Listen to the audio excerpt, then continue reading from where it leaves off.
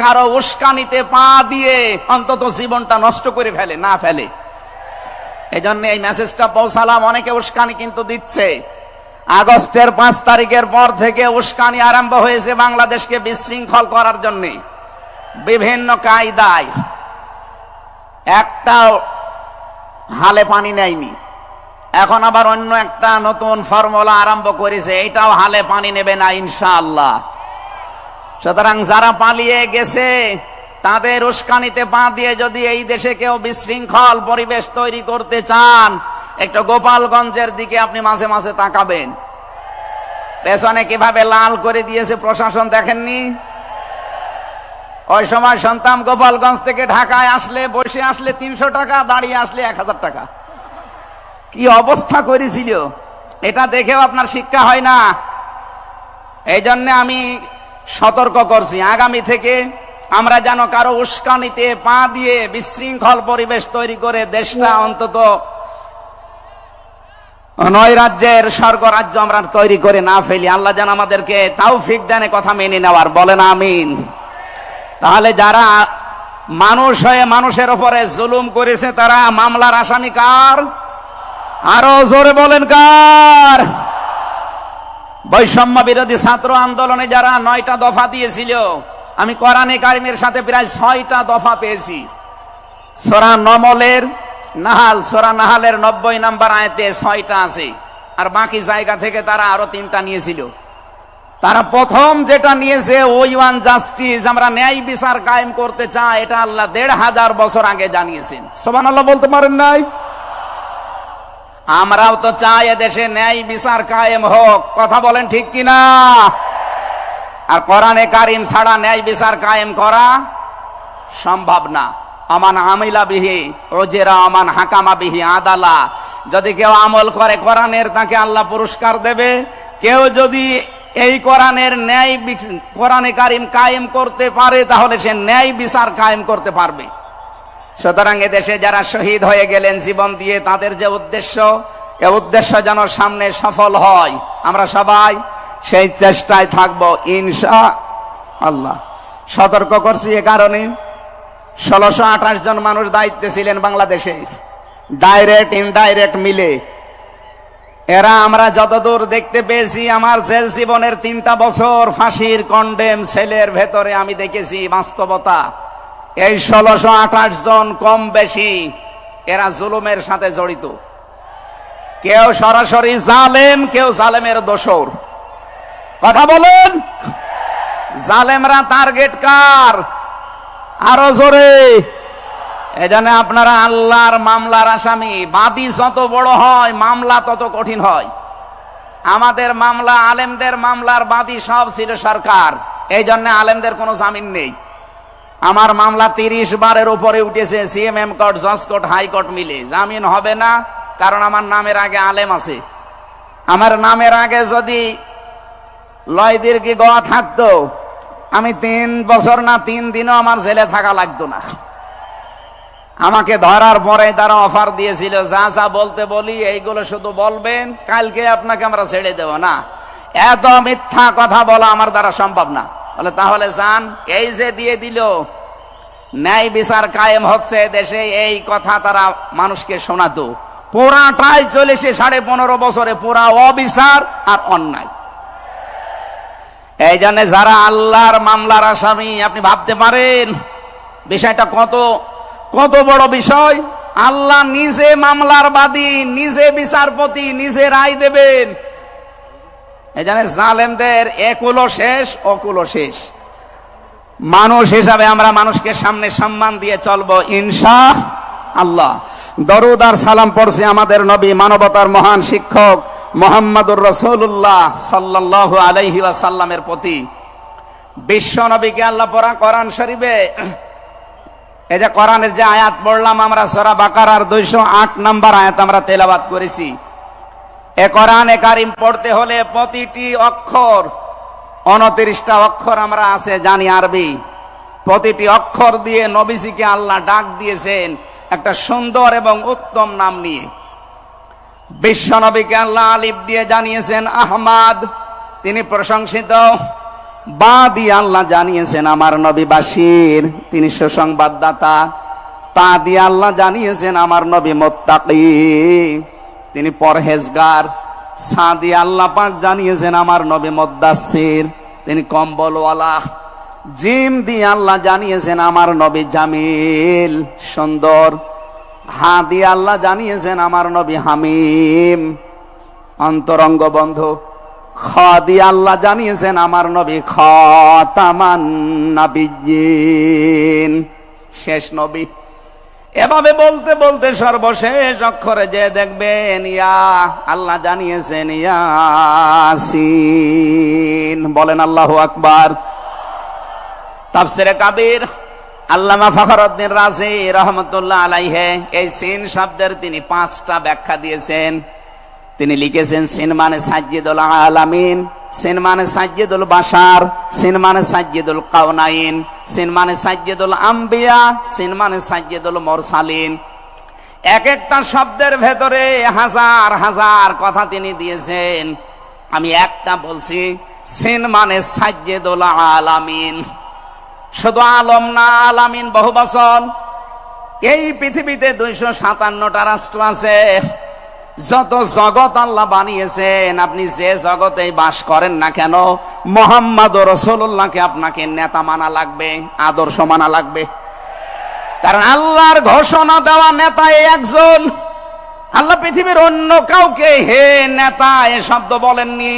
শুধু আমাদের নবী, আপনার নবী মুহাম্মদ রাসূলুল্লাহকে জানিয়েছেন ইয়াসিন, হে নেতা। আয়াতের তাফসিরে আমি আরেকটা আয়াত পেয়েছি, সূরা হুদ 12 নম্বর পারা 12 নম্বর পৃষ্ঠার 1ম নাম্বার লাইনের 98 নম্বর আয়াত। এটা তাফসিরে ফি জিলালিল কোরআনে পাবেন। আমি সামারাইজ করে বলছি, যদিও ফেরাউন সম্পর্কে এটা নাযিল হয়েছে। সাইয়্যিদ কুতুব রহমাতুল্লাহ আলাইহি তাফসীর করতে গিয়ে তিনি লিখেছেন, যেই নেতা জাহান্নামে যাবে কিয়ামতে, ওই দলের নেতার যত অনুসারী আছে, যত মানুষ তাকে অনুসরণ করত, সব অনুসারীরা তার সাথে জাহান্নামে যাবে। এটা বাংলাদেশের সাথে খুব দরকার, এজন্য আমি সতর্ক করলাম। আপনার বিবেকের কাছে প্রশ্ন করে এটা নেতা নির্বাচন করবেন, এটা দুনিয়ার বিষয় হলে আমি বলতাম না, এটা আখিরাতের সাথে রিলেটেড। যার নেতা ঠিক নেই, ওই নেতা যদি জাহান্নামে যায়, ইয়াকদুমু কওমাহু ইয়াওমাল কিয়ামাতি ফাআওরাদাহুমুন নার ওয়া বিসাল বিরদুল মাওরুদ। জোরে বলেন আল্লাহু আকবার। সিলেটবাসী, সারা বাংলাদেশ এখন আমার সামনে, এই যে দেখতে পাচ্ছেন না, সারা বাংলাদেশে ছড়াইয়া যাচ্ছে। যাদের নেতা ঠিক নেই, আদর্শ ঠিক নেই, এক্ষুনি আপনি তওবা করে ঠিক করবেন। সত্যি বলছি, যাদের নেতা ঠিক নেই, ওই নেতা যদি জাহান্নামে যায়, আল্লাহর কসম আপনাকে ওর সাথে জাহান্নামে যাওয়া লাগবে। নেতৃত্ব দেওয়ার জন্য গুণ বললাম কয়টা? বলেন বলেন। আপনি সূরা বাকারার 247 নম্বর আয়াতটা দেখবেন। ক্বালা ইন্নাল্লাহা আসতাফাহু আলাইকুম ওয়া যাদাহু বাসতাতান ফিল ইলমি ওয়াল জিসম ইলা আখির আয়া। আল্লাহ নিজে জানিয়েছেন, এই পৃথিবীতে কেউ যদি নেতৃত্ব দিতে চায়, তার 1ম নাম্বারে জ্ঞান লাগবে। জোরে বলেন, কি লাগবে? আপনি যাকে মেনে চলেন, যার নাম নেতৃত্ব মানেন, বলেন তো সে জ্ঞানী আপনার দৃষ্টিতে মনে হয়? যে লোকটা এ কথা বলতে পারে ঈদুল ফিতরের জানাজার নামাজ আগামীকাল অনুষ্ঠিত হবে, ওর জ্ঞান কেমন আপনি টের পাচ্ছেন না? এই কথা বলে না কেন? এই জন্য নেতৃত্ব সামনে কেউ দিতে চাইলে তাকে জ্ঞানী হওয়া লাগবে, আসমানের জ্ঞানী হওয়া লাগবে। যাবতীয় জ্ঞান, জাগতিক জ্ঞান তো লাগবেই, মাস্ট বি। এইটার জ্ঞান লাগবে। কোনটার বলেন? 2 নম্বরে আমি বেশি নেতা হওয়ার জন্য লাগবে, কেউ যদি সীমা লঙ্ঘন করে, কথাবার্তায় কাজে কামে, সে নেতৃত্ব দেওয়ার যোগ্যতা হারিয়ে ফেলে। এটা সূরা শুআরার 152 নম্বর আয়াতে পাবেন। বাংলাদেশে আমরা এই কয়েকদিন ধরে দেখতে পাচ্ছি ডক্টর মিজানুর রহমান আজহারী উনি একটা ইঙ্গিত দিয়েছেন, আর কেউ কেউ তার কথাটা ধরে মাথার কল্লা পর্যন্ত 10 লাখ টাকা ঘোষণা দিয়ে দিয়েছে। আপনার এত টাকা যে একজন মানুষের মাথার দাম আপনি 10 লাখ ঘোষণা দিয়ে দিলেন, তাও আপনি একজন পীর। এটাকে পীর না শয়তান? দুদককে বলবো, যারা 10 লাখ টাকা মানুষের মাথা ঘোষণা দিতে পারে, তার টাকা আছে কত আপনারা খোঁজ নিন। কথা বলেন না কেন? এই পীর গুলোকে আমরা মানুষকে 50,000, 5 লাখ, 10 লাখ টাকার কম্বল বিতরণ করতে দেখি না এই শীতে। তারা মানুষের মাথা চায় 10 লাখের বিনিময়ে। কি হয়েছে? সে একটা অসংলগ্ন কথা বলেছে। এই কারণে আপনি 2 ঘন্টা কথা বলেন তো আমি আপনার 50টা ভুল ধরবো। আমরা 1.5 ঘন্টা 2 ঘন্টা কথা বলে একটা স্লিপ অফ টান হলে সেইটা নিয়ে এই যে কেরামান কাতিবিন উনি একটা কি বলতেছে বলে ফেলেছে। আরে ভাই, আমাদের বয়সই কত? আমার বয়স এখন 33, মিজান ভাই আমার 5 বছরের বড় মাত্র। সব মিলে নাই তার 38-40 বছর হবে। এখনো তো নবুয়তের বয়সে আমরা পাইনি। কথা বলে না কেন? নবীকে আল্লাহ 40 বছরের আগে নবুয়ত দেয়নি। আমরা তো সে বয়সে এখন মানে পার হতে পারিনি। 2-একটা কথা এদিকে ওদিকে হলে আপনারা মাথা 10 লাখ টাকা। মাথা কি এত ফ্রি? বলেন। কেউ কেউ অলরেডি আবার বলেছে এরা ধর্ম ব্যবসায়ী। এই কথা যেই লোকটা জানিয়েছে মিজানুর রহমান আজহারীর নাম নিয়ে যে এটা ধর্ম ব্যবসায়ী, আপনার ঈমান চলে গেছে। কারণ মিজানুর রহমান আজহারীর নামের আগে একজন আলেম লেখা আছে, আল উলামা ওয়ারাসাতুল আম্বিয়া, আলেমরা নবীর ওয়ারিস। এই কথা বলেন না কেন? অনেক বড় দায়িত্ব তার মাথার উপরে। নবী যে জানিয়েছেন আনা খাবাল খাতামান নাবিয়্যিন আলা নাবিয়্যা বাদি, আমি শেষ নবী, আমার পরে কোনো নবী নেই। এ কথার ভেতর একটা ইঙ্গিত আছে, নবী শেষ, তারপরে নবী নেই। অথচ আদম নবী থেকে শুরু করে হযরত ঈসা নবী পর্যন্ত আমরা দেখেছি এক নবী শেষ হওয়ার পরে আর এক নবীর উপরে এ দায়িত্ব এসে পড়তো। উম্মতের দায়িত্ব ভার নবীরা নিত, কিন্তু এখন তো নবী নেই।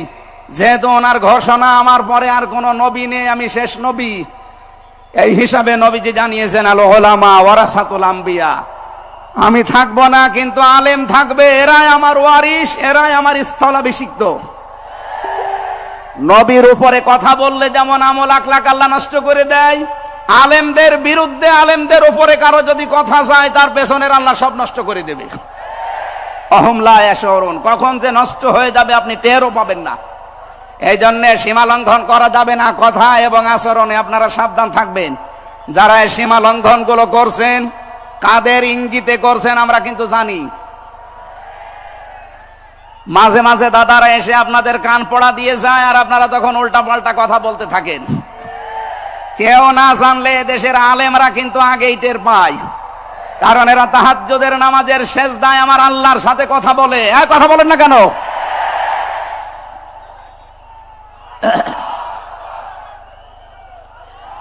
ঠিক আছে, এই জন্য যারাই যা কথা বলবে না কেন, কারো কান পড়ায় কান দিয়ে সীমা লঙ্ঘন করবেন না। আমি আশা করি কি বোঝাতে চাই আপনি বুঝেছেন। নেতৃত্ব দিতে হলে সীমার ভেতরে থাকবেন। 3 নম্বরে আমি পেয়েছি সূরা কাহফের 28 নম্বর আয়াতে যে গাফেল হওয়া যাবে না যারা নেতা হবে। অথচ এই দেশে আমরা দেখি এই 54-53 বছরে যারা নেতৃত্ব দিয়েছে অধিকাংশ গুলোই গাফেল। আল্লাহর এই কোরআন সম্পর্কে তারা গাফেল, মানবতার সম্পর্কে তারা গাফেল ছিল। 4 নাম্বারটাই বেশি সূরা নিসা, এইটা আমার মনে হয় না বলাই ভালো। না, এইটা বললে সমস্যা আছে। আমি শুধু আয়াত বলে দিচ্ছি, বাড়ি যে মিলান আমি বাংলাও বলবো না। সূরা নিসা 5 নাম্বার পারার 2 নাম্বার পৃষ্ঠার 11 নাম্বার লাইনের 34 নাম্বার আয়াত। আল্লাহ রাব্বুল আলামিন, বাংলা বলবো, আর রিজালু কাওয়ামুনা আলান নিসা, নেতা হবে পুরুষ, মহিলা নেতা হতে পারবে না। এটা একটু আস্তে বলেন। আমার ভয় করে। এই জন্য আমরা সামনে যারা নেতা হবে তারা যেন পুরুষ হয়। কথা বলেন ঠিক কিনা? নবীজি জানিয়েছেন, লা ইউফলিহা কওমুন, ওই জাতি কখনো সফল হতে পারে না সেই জাতির নেতৃত্বে কোনো মহিলা বসে আছে। আমার এই হাদিসটা 100% বিশ্বাস হয়। আপনাদের না 98%? এই হাদিস 100% বিশ্বাস করেন কারা? দেখি লিল্লাহে তাকবীর। এই দেখেন তো, হাত তোলেনি কে? আলহামদুলিল্লাহ। ঠিক আছে, বসেন বসেন বসেন, তাফসীর মাহফিলে বসেন।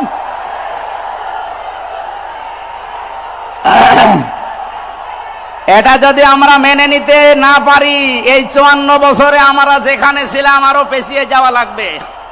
এই জন্য আমরা সামনে এগিয়ে যেতে চাই। কোরআনের সূরা নিসার 34 নম্বর আয়াত, সামনে যদি নেতা হয় পুরুষ মানুষ হবে ইনশাআল্লাহ। আরো জোরে বলেন ঠিক কিনা? 5 নাম্বার পেয়েছি সূরা বাকারা 124 নম্বর আয়াত, কোন জালেম নেতা হতে পারবে না। আমাদের জাতির পিতা হযরত ইব্রাহিম আলাইহিস সালামকে দিয়ে আল্লাহ উদাহরণ দিয়েছেন। আপনি সূরা বাকারার 124 নম্বর আয়াতটা পড়ে নেবেন। সুতরাং যারা জালেম হবেন সামনে তাদের নেতৃত্বে আসার দরকার নেই, আপনি ভিক্ষা করে খান। কথা বলেন না কেন? আমরা অনেককেই দেখতে পাচ্ছি এই যে দ্বিতীয় স্বাধীনতার পর থেকে অনেকেই জুলুম আরম্ভ করেছেন। আপনারা থামবেন। আমরা সবাই মাজলুম এই দেশে, শুধু ওই 14 দল বাদ দিয়ে। সুতরাং আমরা এই মাজলুম গুলো যেন আবার জালেম হয়ে না যায়, তাহলে নেতৃত্ব দেওয়ার যোগ্যতা আমরা হারিয়ে ফেলবো। আল্লাহ যেন আমাদেরকে বাঁচান, বলেন আমিন। সূরা বাকারা আয়াত নাম্বার 208। আমরা একটা মাত্র আয়াত থেকে আজকে তাফসীর করার জন্য বসছি। আমার নির্ধারিত সময় পর্যন্ত যাব।